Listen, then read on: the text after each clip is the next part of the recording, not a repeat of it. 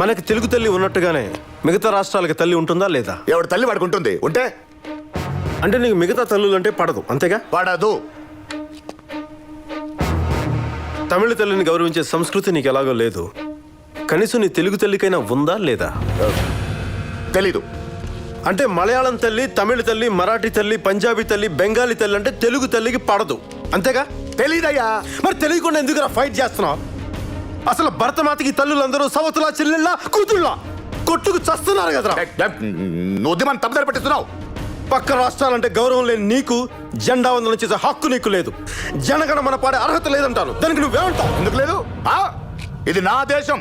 నేను జనగణమన పాడతాను, జెండా ఎగరేస్తాను. పంజాబ్, సింధు, గుజరాత్, మరాఠా, ద్రావిడ, ఉత్కళ, వంగ వంగ ఏ ఒక్క తల్లిని గౌరవించని నీకు మన జాతీయ గీతం పాడే అర్హత లేదంటాను. దానికి నువ్వేమంటావురా?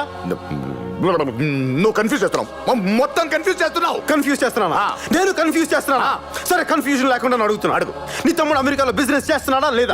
నీకు సింగపూర్ లో 5-స్టార్ హోటల్ ఉందా లేదా? సిక్కిం లో పవర్ ప్లాంట్స్, కాశ్మీర్ లో ఆపిల్ తోటలు ఉన్నాయా? అవన్నీ నా పర్సనల్ వ్యాపారాలు. ఆహా, అవి నీ పర్సనలే. నువ్వు ప్రపంచంతో వ్యాపారాలు చేసి దోచుకోవచ్చు, అదేమో నీ పర్సనల్. చెన్నై నుంచి ఒకటి ఇడ్లీ సాంబార్ అమ్ముకుంటే తప్పు. ఉడిపి నుంచి ఒక టీనీలు అమ్ముకోవడానికి వస్తే మాత్రం అది దోపిడి. రాయ్, నీ కారు డ్రైవర్ మరాఠీ, నీ పిల్లలకి ట్యూషన్లు చెప్పే టీచర్ బెంగాలీ, పక్షవాతంతో కాళ్ళు చేతులు పడిపోయి మంచాన పడ్డ నీ బాబుకి మూతి నుంచి కింద దాకా కడిగేది మలయాళీ నర్సురా. పైగా నువ్వు తిరగడానికి బెంజ్ కారు కావాలి. సాయంత్రం మందులోకి తినడానికి ఎక్కడో తమిళనాడులోని చెట్టినాడు చికెన్ కావాలి. అసలు నిన్ను నీ బాబుని ఢిల్లీ గెస్ట్ హౌస్ నుంచి బయటికి తీసుకొచ్చి బట్టలు ఊడి తీసుకొస్తే ఎలా ఉంటుందో ఈ రోజు రాష్ట్రం అలాగుందిరా. అంత అల్లకల్లోలంగా ఉంది. దీనికి మీరు ఏమంటారు సార్? సూపర్ రా బాబు, అది అడుగు, అలా అడుగు, అది బాబు దూద్ కలిపిట. ఇప్పుడు దాకా చేసినంత గంగలో కలిసిపోయింది కదరా. నీ గురించి రాయటం మానేస్తే, నీ గురించి మాట్లాడటం మానేస్తే, నీ బొమ్మ టీవీలో చూపించడం మానేస్తే ఏమవుతావు? మాయం అయిపోతావు. ఆ తర్వాత కాళ్ళ వేళ్ళ పడి బతిలాడతావు. అయితే ఏంటి? నువ్వు 200% రైటు.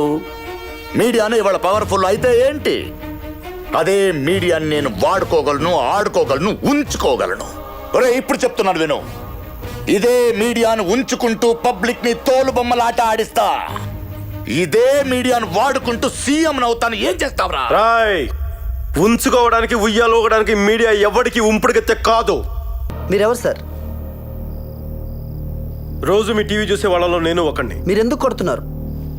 చిన్న డౌట్ వచ్చి కొడుతున్నాను. ఏంటా డౌట్? నా డౌట్ ఏంటంటే, ఈ కాస్ట్ కుర్రాళ్ళకి గవర్నమెంట్ హాస్టల్ ఫెసిలిటీ ఇచ్చింది, అలాగే ఈ కాస్ట్ కుర్రాళ్ళకి కూడా గవర్నమెంటే హాస్టల్ ఫెసిలిటీ ఇచ్చింది.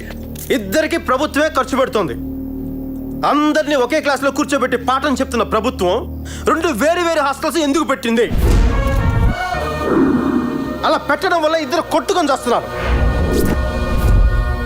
ఇలా విడదీయడానికి నాయకులకు ఉన్న కారణాలు, సిద్ధాంతాలు ఏంటో నాకు తెలియదు. ఎవడన్నా వచ్చి చెప్తే వినాలనుంది. ఎవడు రాడు చెప్పడు. నా డౌట్ క్లియర్ అయ్యేంత వరకు ఈ రెండు హాస్టల్స్ నేను టచ్ లో ఉంటా. ఈ రోజు నాకు డౌట్ క్లియర్ అయితే గానీ నేను వెళ్ళను. నాకు డౌట్ క్లియర్ అవ్వాలి. నువ్వు చెప్తావా? నువ్వు చెప్తావా? ఎవరు చెప్తారు నాకు ఇప్పుడు? ఎవడు నా డౌట్ క్లియర్ చేస్తాడు? నువ్వు చేస్తావా? చెయ్యరా, చెయ్యి. ఎవడు? నువ్వు?